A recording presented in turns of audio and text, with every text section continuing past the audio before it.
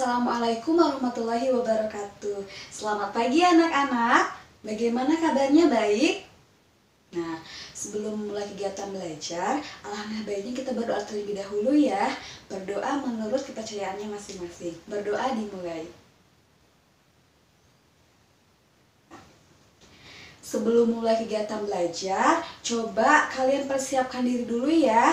Kalau ada misalkan barang-barang yang akan mengganggu kegiatan belajar kalian di sekitar kalian, coba kalian simpan di tempat yang lain ya, agar konsentrasi kalian dapat terjaga.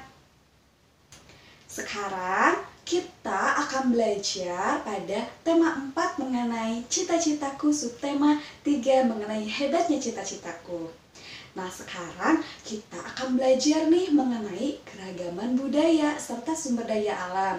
Dengan pembelajaran tersebut, Ibu harapkan kalian nanti akan tahu apa saja sih keragaman budaya yang ada di Indonesia. Kemudian bagaimana sih cara untuk menunjukkan sikap toleransi terhadap perbedaan budaya yang ada. Kemudian kalian juga dapat mengetahui sumber daya alam apa saja yang ada di lingkungan sekitar serta bagaimana cara untuk melestarikan dan upaya untuk menjaga agar sumber daya alam yang ada di sekitar kita tetap terjaga. Sebelum mulai kegiatan belajar, mari kita nyanyikan lagu nasional terlebih dahulu ya. Lagunya adalah Tanah Airku. Tanah airku tidak kulupakan, kan terkenang selama hidupku. Biarpun saya pergi jauh, tidak akan hilang dari kalbu. Tanahku yang ku cintai, engkau ku hargai. Dengan menyanyikan salah satu lagu nasional Indonesia, itu merupakan salah satu bukti bahwa kita mencintai negara Indonesia.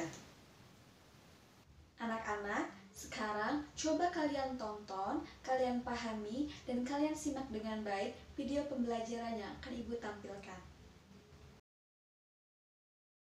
Beragam kebudayaan khas setiap provinsi di Indonesia.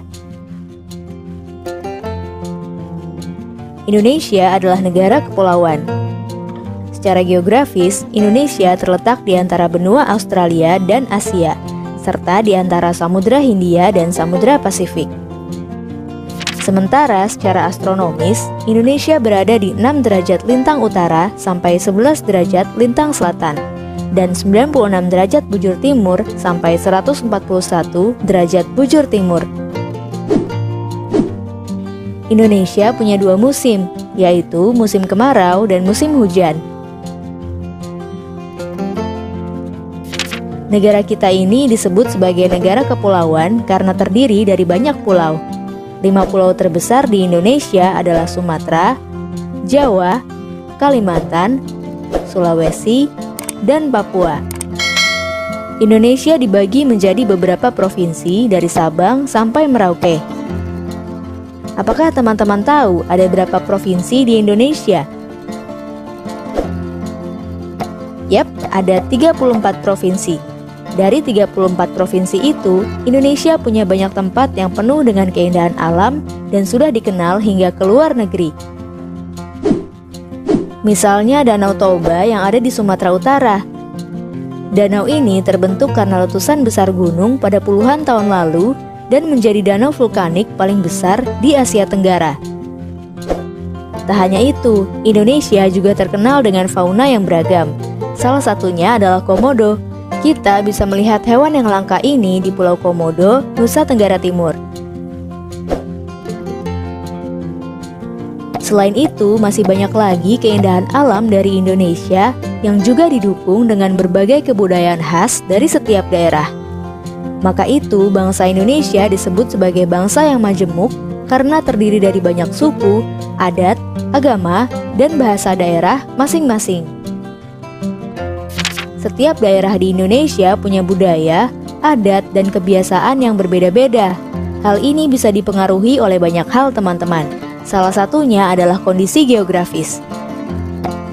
Misalnya, setiap provinsi punya rumah adat, pakaian adat, tarian adat, dan lagu daerah masing-masing. Contohnya Bali yang punya tari kecak, Papua yang punya rumah adat bernama Honai, dan Jawa punya pakaian adat bernama kebaya. Ada lagi Kalimantan dengan rumah adatnya yang disebut betang, Sulawesi yang dikenal dengan suku Bugisnya, dan lain-lain.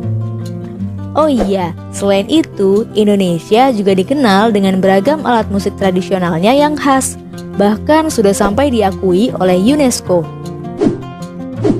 Misalnya angklung, yaitu alat musik yang berasal dari Jawa Barat. Angklung sudah mendapatkan pengakuan sebagai bagian dari World Heritage pada bulan Januari 2011 oleh UNESCO. Selain itu, Indonesia juga dikenal dengan beragam bahasa yang berasal dari berbagai daerah, seperti bahasa Minang, bahasa Sunda, bahasa Jawa, dan masih banyak lagi. Walaupun Indonesia punya beragam bahasa, bahasa yang digunakan secara umum tetaplah bahasa Indonesia yang menjadi bahasa persatuan kita. Semua ini menunjukkan bahwa Indonesia punya banyak sekali perbedaan, tapi kita sebagai masyarakat Indonesia harus bisa menghargai perbedaan itu dan hidup bersama. Hal ini sesuai dengan semboyan negara kita, yaitu Bhinneka Tunggal Ika, yang artinya berbeda-beda tapi tetap satu. Walaupun berbeda, kita tetap warga Indonesia. Kita harus saling menghormati dan menghargai, karena setiap budaya punya keunikannya masing-masing. Dengan begitu, kita bisa hidup bersama dengan bahagia. Ragam keindahan alam dan kebudayaan ini menjadi kekayaan Indonesia yang sudah sebaiknya dijaga agar bisa menjadi kebanggaan kita sebagai bangsa Indonesia. Nah, kalau teman-teman berasal dari daerah mana dan apa yang paling terkenal di sana? Tulis di kolom komentar ya. Teman-teman, jangan lupa kunjungi website untuk anak ya, bobo.id. Like, komen, share, dan subscribe juga ke channel Bobo yuk!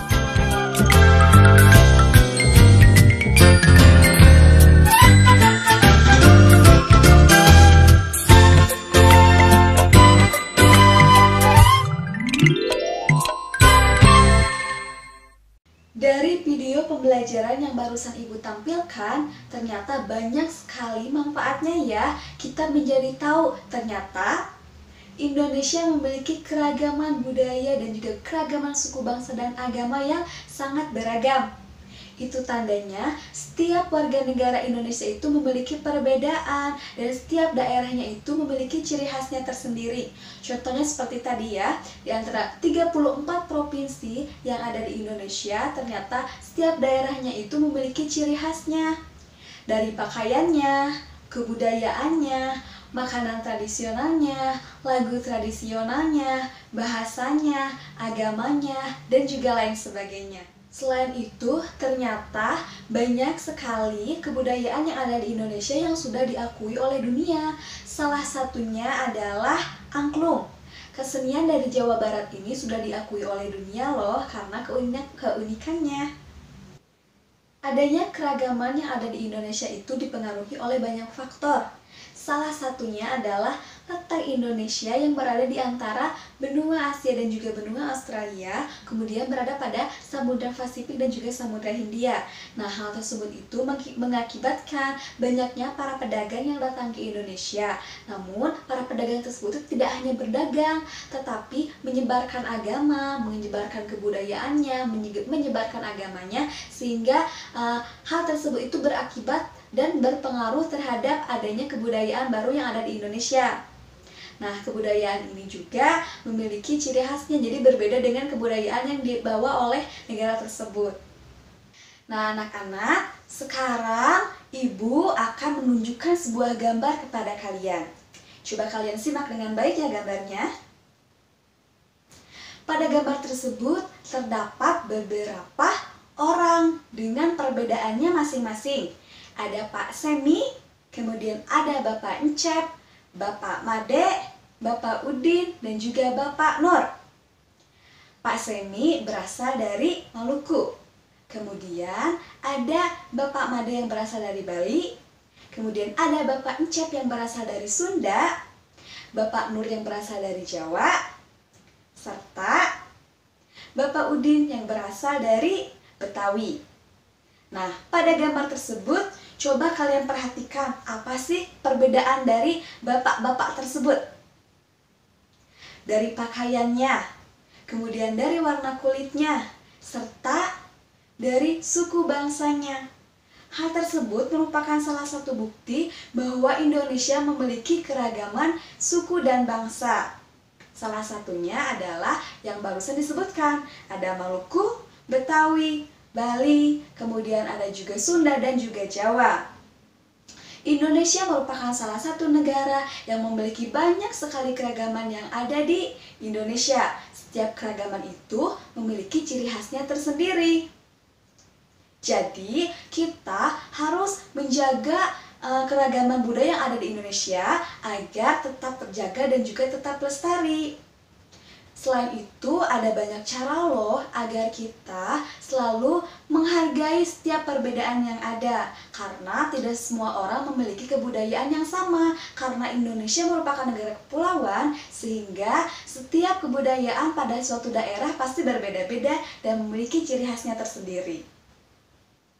Nah, dengan adanya keragaman, itu memberikan manfaat dan juga dampak positif terhadap kita. Adanya keragaman budaya yang ada di Indonesia itu dapat memperkaya ciri khas yang dimiliki oleh setiap daerah yang ada di Indonesia. Selain itu, dengan adanya keragaman budaya, manfaat yang diberikan adalah kita dapat mempelajari budaya yang lain, kemudian menghargai adanya suatu perbedaan, kemudian juga menambah wawasan terkait dengan budaya yang lain. Selain itu, kita juga dapat mempererat persatuan dan juga kesatuan yang ada di Indonesia, meskipun kita memiliki perbedaan budaya. Adanya keragaman budaya yang ada di Indonesia itu jangan sampai membuat kita sebagai warga negara yang memiliki perbedaan kebudayaan menjadi terpecah belah ya. Karena adanya keberagaman budaya itu menjadikan Indonesia menjadi salah satu negara dengan kekayaannya akan keberagaman budaya, baik itu suku, bangsa, agama maupun kebudayaannya. Mengenai gambar keragaman suku bangsa yang sudah tadi Ibu tampilkan, ada banyak ya, ada beragam. Ada Pak Made yang berasal dari Bali, kemudian ada Pak Encep yang berasal dari Sunda, Pak Seni yang berasal dari Maluku, ada juga Pak Nur yang berasal dari Jawa, dan juga Pak Udin yang berasal dari Betawi. Sekarang Ibu akan bertanya, tadi Pak Made berasal dari Bali. Bali itu identik dengan apa? Bali itu identik dengan lautnya, keindahan laut dan keindahan pantainya. Nah, sekarang coba perhatikan gambar berikut ini. Gambar tersebut adalah pantai atau lautan yang ada di Bali. Hal tersebut merupakan salah satu keindahan alam yang dimiliki oleh Bali. Sekarang, Ibu ingin bertanya, pantai itu merupakan suatu kenampakan alam. Nah, pantai juga banyak dimanfaatkan oleh manusia yang ada di sekitarnya. Contohnya adalah para nelayan yang mencari ikan. Kemudian banyak juga bahan-bahan atau tumbuhan, kemudian hewan-hewan yang ada di sekitar lautan yang sering dimanfaatkan oleh manusia. Hal tersebut disebut dengan apa? Hal tersebut disebut dengan sumber daya alam. Jadi, sumber daya alam itu apa sih? Sumber daya alam merupakan semua bahan-bahan yang ada di alam yang dapat dimanfaatkan oleh manusia untuk memenuhi kebutuhan hidupnya. Sumber daya alam itu sangat beragam loh. Ada sumber daya alam berdasarkan sifatnya, yaitu sumber daya alam yang dapat diperbaharui dan juga sumber daya alam yang tidak dapat diperbaharui. Untuk sumber daya alam yang dapat diperbaharui adalah sumber daya alam yang ada di sekitar kita, kemudian dapat diperbaharui. Namun jika terus-menerus kita gunakan tentu akan habis. Contohnya adalah ada air, tumbuhan, dan juga hewan. Dan untuk sumber daya alam yang tidak dapat diperbaharui adalah sumber daya alam yang jika habis sudah tidak bisa kita perbaharui lagi. Contohnya adalah minyak bumi. Selain itu, sumber daya alam juga ada yang berdasarkan dengan potensinya. Sumber daya alam berdasarkan potensinya contohnya adalah sumber daya alam materi, di mana materi atau bahan-bahan yang dapat digunakan contohnya adalah kayu, kemudian tumbuhan dan juga lain sebagainya. Kemudian ada sumber daya alam energi. Nah, di sini tuh merupakan sumber daya alam yang energinya itu dapat kita gunakan, contohnya adalah udara, kemudian sinar matahari. Kemudian ada juga sumber daya alam ruang, contohnya adalah ruangan luas yang kita jadikan sebagai pemukiman tempat tinggal. Selanjutnya adalah sumber daya alam berdasarkan jenisnya. Di sini tuh ada dua. Yang pertama adalah sumber daya alam biotik yang dihasilkan oleh makhluk hidup. Kemudian sumber daya alam abiotik atau makhluk yang tak hidup. Contohnya adalah air, kemudian udara dan juga tanah. Dan untuk sumber daya alam biotik contohnya adalah tumbuhan dan juga hewan. Selain itu, ada juga sumber daya alam berdasarkan nilai kegunaan atau nilai ekonomisnya. Contohnya adalah sumber daya alam yang memiliki nilai ekonomis tinggi seperti emas, kemudian perak, dan juga tembaga. Ada juga sumber daya alam yang nilai ekonomisnya itu rendah. Contohnya adalah batu, pasir, dan juga kayu. Selain itu, ada juga sumber daya alam yang non-ekonomis. Maksudnya di sini adalah sumber daya alam yang tidak perlu mengeluarkan biaya saat kita ingin mendapatkannya. Contohnya adalah sinar matahari dan juga udara. Banyak sekali sumber daya alam yang dapat kita manfaatkan. Contohnya adalah bangunan yang dibuat dari kayu. Kemudian ada juga makanan yang kita ambil dari hewan atau tumbuhan. Selain itu banyak sekali manfaat-manfaat yang diberikan oleh sumber daya alam, baik itu biotik maupun abiotik. Namun, jika sumber daya alam tersebut tidak kita gunakan dengan semaksimal mungkin atau kita gunakan dengan sebaik mungkin, tentu akan habis dan akan mengganggu ekosistem kita. Oleh sebab itu, banyak sekali hal-hal yang harus kita perhatikan saat memanfaatkan sumber daya alam yang ada di Indonesia. Contohnya adalah menggunakannya secukupnya, jadi tidak diambil atau dieksploitasi secara besar-besaran. Kemudian tidak lupa melakukan penanaman kembali atau melestarikan kembali apa yang sudah dilakukan. Selain itu, kita juga harus tetap menjaga kelestariannya serta menjaga keutuhannya agar tidak habis dan juga tidak punah. Sekarang, Ibu memiliki lembar kerja yang harus kalian isi. Perhatikan ya. Coba kalian perhatikan lembar kerja yang Ibu tampilkan ya. Yang pertama adalah coba kalian amati lingkungan yang ada di sekitar kalian. Kemudian lihat sumber daya alam apa saja yang ada di lingkungan kalian. Lalu kalian tuliskan apa saja yang dapat kita lakukan untuk melestarikan sumber daya alam tersebut serta bagaimana cara untuk memanfaatkan sumber daya tersebut dengan baik. Setelah itu, kalian catat pada buku catatan kalian masing-masing. Kemudian, sampaikanlah hasil dari kerja kalian, videokanlah, kemudian kirimkanlah di grup kelas agar dapat kita lihat sama-sama bersama dengan teman yang lainnya. Pengisian lembar kerja dapat kalian lakukan setelah pembelajaran selesai ya. Adanya keragaman di Indonesia memberikan manfaat terhadap kita. Di antaranya adalah kita dapat mempelajari budaya yang lain selain budaya kita sendiri. Kemudian dapat mempererat kesatuan dan juga persatuan.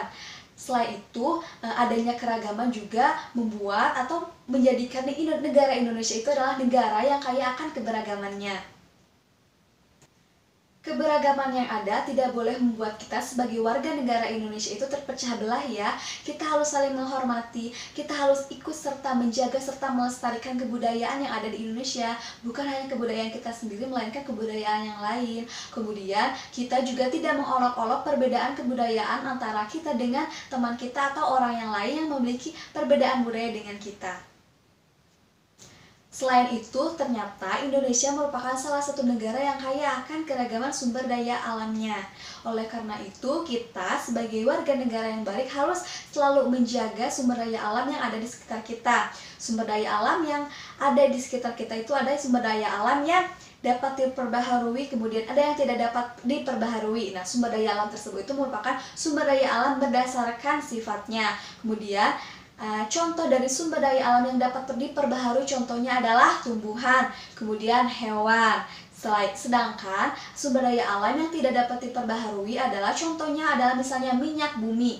Hal-hal tersebut itu harus membuat kita sadar dan harus membuat kita mengerti bahwa sumber daya alam yang ada di sekitar kita itu tidak boleh dieksploitasi secara berlebihan. Selain itu ada sumber daya alam berdasarkan potensinya, ada sumber daya alam materi, sumber daya alam energi, dan juga sumber daya alam ruang. Contoh sumber daya alam materi adalah hal-hal atau yang materinya itu dapat kita gunakan, dapat kita manfaatkan. Contohnya adalah bangunan-bangunan yang terbuat dari kayu, kemudian batu, pasir. Kemudian ada sumber daya alam berdasarkan energinya, itu adalah sumber daya alam yang energinya itu dapat kita gunakan atau dapat kita manfaatkan. Contohnya adalah sinar matahari, kemudian udara. Sedangkan sumber daya alam ruang adalah contohnya merupakan lapangan luas atau misalnya pemukiman luas yang dapat kita jadikan sebagai tempat tinggal. Banyak sekali cara yang dapat kita lakukan agar sumber daya alam yang ada di sekitar kita tetap terjaga. Di antaranya adalah menggunakan sumber daya alam sebaik mungkin. Kita gunakan secukupnya dan sewajarnya saja, tidak berlebihan. Kemudian sumber daya alam dikelola dengan baik. Kemudian kita mengurangi bahan-bahan yang dapat mencemari lingkungan. Serta kita juga dapat membuat suatu resapan tanah agar air dapat menyerap sehingga tidak mengganggu ekosistem. Nah, anak-anak, sekarang mari kita simpulkan pembelajaran apa saja yang sudah kita lakukan. Tadi kita belajar mengenai keragaman suku bangsa yang ada di Indonesia. Kemudian bagaimana cara untuk melakukan sikap atau toleransi terhadap perbedaan budaya yang ada.